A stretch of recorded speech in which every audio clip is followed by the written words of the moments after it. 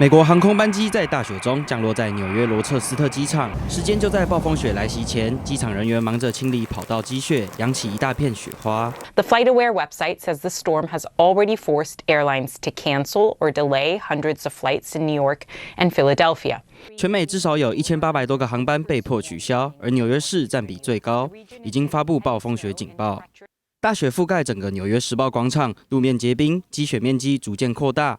耶诞节过后的暴风雪直扑美国东北部，预估积雪可能高达250公里。More than 23 million people are under winter storm warnings in the northeastern U.S. 气象预报指出，这可能是3年来最严重的一次降雪。但是在耶诞节来临前，西岸南加州已经因为暴风来袭惨不忍睹。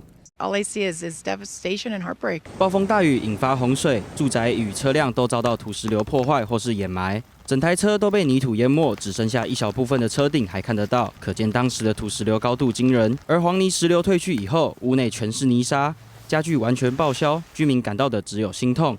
假期前的不速之客，极端天气袭击加州，让美国传统的耶诞团圆假期完全泡汤。记者综合报道。